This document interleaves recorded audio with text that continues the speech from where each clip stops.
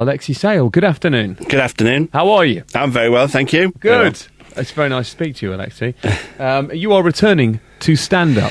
Yes, I mean, I don't want to oversell it. I think curating some shows at the Soho Theatre, so it's my choice of the best young comics off the circuit and some older people. But when you say curate, you're still coming out and doing some gags. Yeah, I'll be doing some links in between, But, of course, it's all fresh. All fresh, or will you dip into your canon? Oh, no, I don't know. Hopefully not. Huh. No, I mean, the reason I wanted to do it was obviously I haven't done stand-up for about 15, 16 years, and I just wanted, but I have been doing book readings in which I talk, and I am myself rather than a comic persona, and I wanted to see if I could do that, but in a slightly more stand-up context, and so that's what I'll be attempting. So, but you've been doing book readings in front of an audience, recently, and so you got a taste for a live audience again. Is that what happened? Yeah. Well, it was partly doing the book readings, which are a much more genial kind of experience, but also. Last year I did a thing with Stuart Lee at the Royal Festival Hall called The Last of 1981 show, which was a load of comics from 1981. And I did feel this tremendous sense of, as I walked out onto that big stage into the light, it was a bit like dying, I felt this tremendous sense of kind of serenity, and all the pets I'd ever had were waiting for me. And but it just made me feel, I thought, oh, well, and I did stuff that I had done at book readings, so I thought, well, maybe I can see if this works, Well, let's. So much talks about your such a fascinating career. So you gave up stand-up in 1995. Yeah.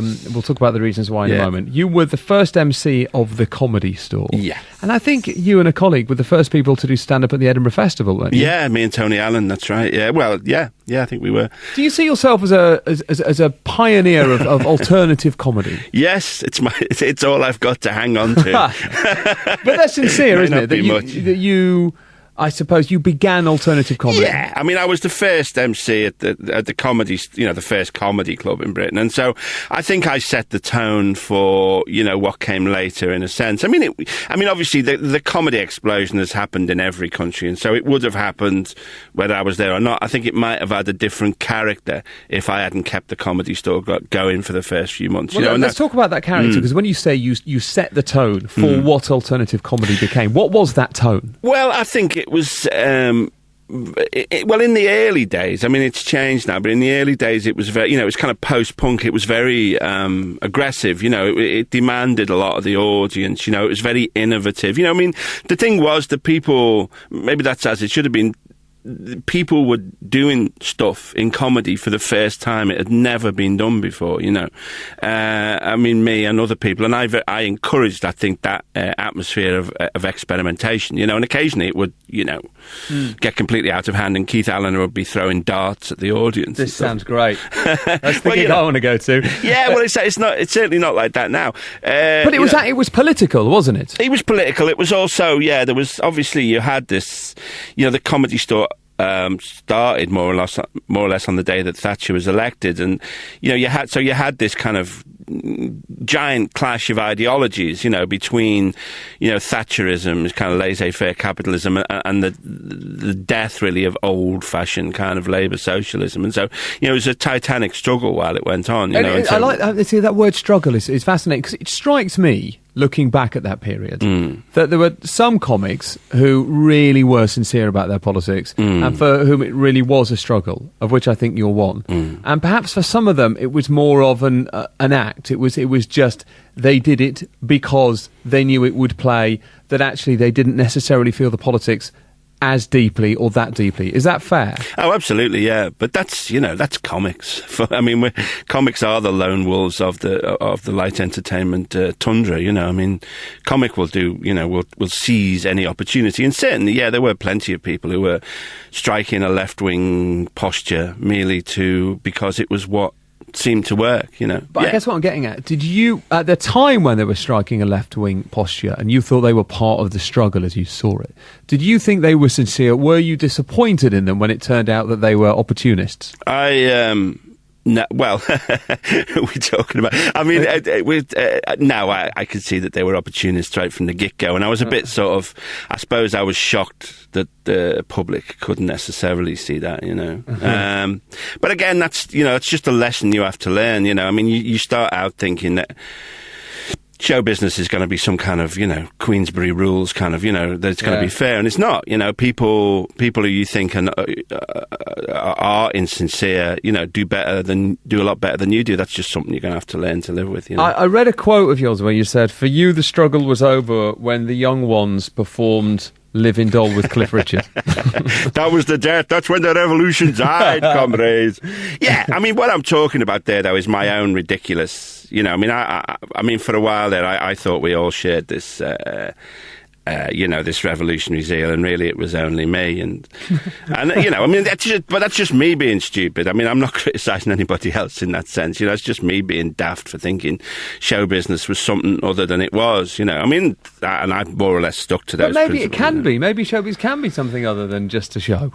Well, it doesn't. It doesn't sort of turn out that way, does it? Really? I mean, there's a lot. I mean, capitalism. I mean, if we go just getting very complex. I mean, capitalism is very complex and very adaptive, and it has a lot of techniques for taking performers who've got some edge and some real vitality and emasculating them. That process, for instance, involves charity. I always think, comic relief, Live Aid, all that stuff. Do you still have a problem? Because I know you didn't used to like comic relief and Live Aid. Do you still feel the same way? Well, again, it's just not. I'm not necessarily saying things should be other than this. I'm just saying that my view of it is that something like comic relief, which I never took part in, it's partly about making an elite, isn't it? About saying who's the new, it's not about charity so much, but about ranking comedians.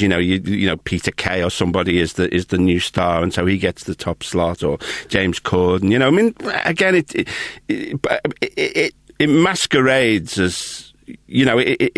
I do think its function.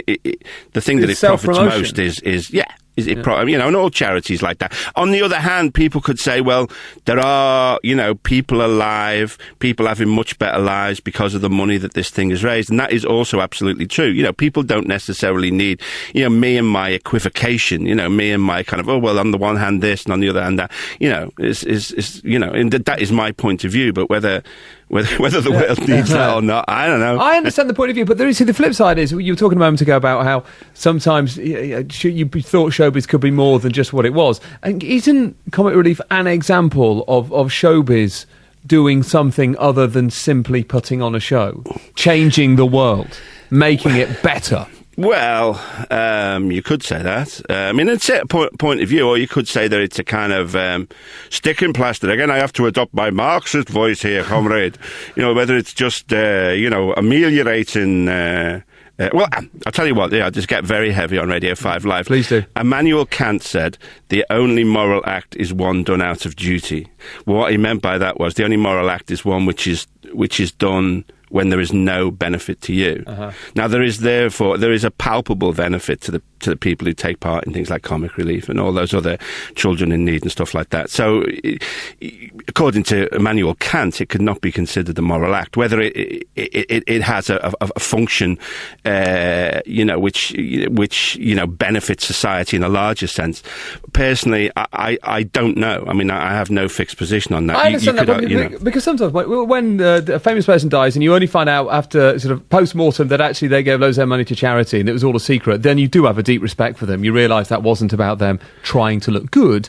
But you wouldn't doubt the sincerity of people like Richard Curtis, would you?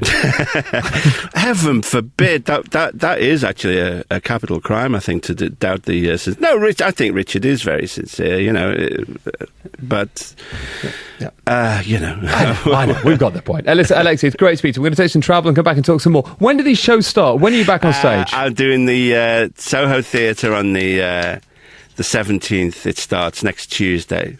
Okay, I'm coming. I've never seen you in person live, Alexei. I'm there. Dear Richard, last night I was at a pub quiz, and in the picture round there were a couple of pictures that had amusing answers. One of the pictures was of Alexei Sayle and Eddie Izzard together, but apparently one team thought Alexei was the king of Spain. The other photo is of Usain Bolt and you, Richard. Usain Bolt was correctly identified, but you were mistaken for Chesney Hawkes, Donny Osmond, Zola Butt, and Kathy Freeman. Pete in Birmingham. Thank you, Pete. Alexei Sayle is with me. Hence that text and email. Alexei, we were talking there about your sort of the struggle of the 1980s and the politics of your material, and you're back on stage starting next Tuesday at the Soho Theatre. Will you infuse that with contemporary politics?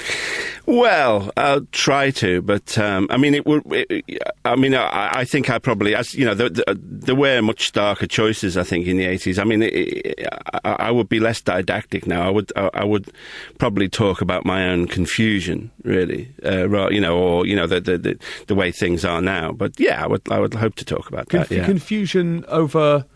Well, is confusion the right word? Well, I suppose I don't want to come across as really, shouting at people drum. Like I used to. Yeah. So, I mean, like, in our conversation before, I would, talk about on the one hand and then on the other hand, hopefully. Doesn't sound very funny, does it? But it'd be with a hilarious, surreal twist. Right. It sounds engaging. Because at the book readings, you do talk, it's a much more nuanced conversation, whereas stand-up tends to be very black and white. And so that's what I want to find out, for good or ill, whether you can have that nuanced conversation and still be funny in a stand-up-y kind of way, This film, The Iron Lady, I don't know if you've seen it. Have you seen it? I haven't, no. You haven't seen it? No. But one thing that intrigues me about it is that there's plenty of people enjoying it, but of those people that you might call very political, it seems to have upset left and right. So you've got some people on the right who say, well, it's terrible they brought this film out because it focuses on her dementia and she's still alive. And there's quite a lot of people on the left are nervous that it's rehabilitating a Margaret Thatcher because it's a sympathetic portrayal.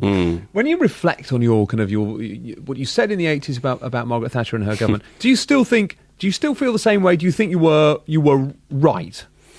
Well, as I say, I was young and I was, coming up, and I was doing a kind of stand-up comedy that didn't allow for necessarily for that much nuance. So, I